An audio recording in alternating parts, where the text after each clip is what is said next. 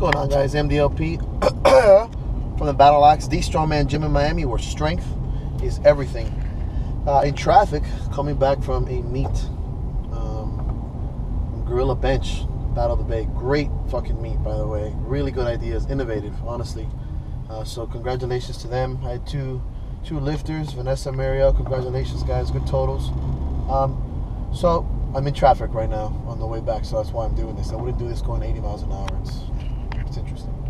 Gotta make a comment of a lot of things I've been hearing over time. I'm gonna switch arms. I'm getting tired, and it basically boils down to people having a kind of maybe like a chip on their shoulder versus like what we call like the YouTube generation or YouTube or online coaches or whatever.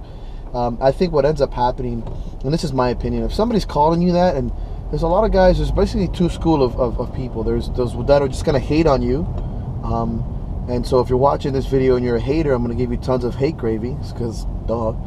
But you get a lot of people who are just going to hate on you for being, this kind of generation that has gotten quickly, and what we would say is everyone can be a coach now. And I think some of us are in that phase. Number two is those who actually try to embrace that and either help those people out or help others out on the process, and don't really say much and just stick to their own. So I've been on both sides of the spectrum, and I think what it boils down to, in my opinion, is not necessarily that it sucks that you're learning on YouTube, and a lot of these, I guess myself included, a lot of older generations too, the guys that have been around forever, had to put time in. And it's not only the time that you put under the barbell, because I know guys who have been lifting for 10, 15 years and suck. They can't teach anything to anyone. They're very strong, and they're ripped, and they're jacked, and they can press and pull, but they're not good leaders or trainers or coaches or whatever you want to call yourself, or somebody has called you. And it doesn't necessarily, years under the barbell doesn't make you a good leader or coach or teacher. It just makes you, somebody who's perfected their craft for themselves. That being said, there's guys who have been coaching for maybe 3 to 5 years, just 6, maybe even less, and are really good at translating what they've learned over time into kind of like a practical knowledge that people can pick up over time, whether it's cues or programming or videos or whatever they're doing. What I think is the biggest gripe, and it's personally my gripe as well, is the fact that a lot of these people are not going out of their comfort zones and put it in the road work, what I would call, literally and figuratively speaking, right?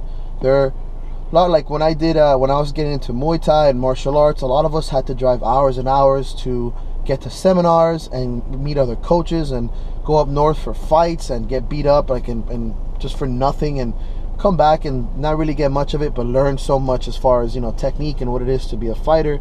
And then that translated into rugby, powerlifting, and strongman for myself.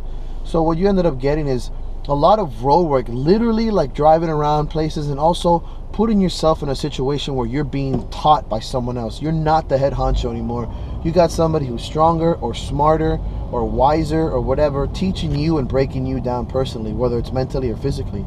And I think that's what I don't see a lot. I think that's what a lot of other generations don't see. I'm sure guys are looking at me and like, fuck this guy, like he has only done this for like 6, 7 years. I've only been competing for 8. What does he know? I've been under the barbell for 20. First of all, I'll get there. Number two, you're right. Like, how can I compare to you? I'm only good at what I know about myself, which is how much effort I've tried to put into putting in the road work, going to competitions, meeting people, emailing people, doing seminars, asking for help, admitting that I don't know something, trying to teach things to people, and all that kind of stuff. It boils down to that, to me. And I don't see a lot of that. I see a lot of guys basically read a lot of books, watch a lot of YouTube, and that's it.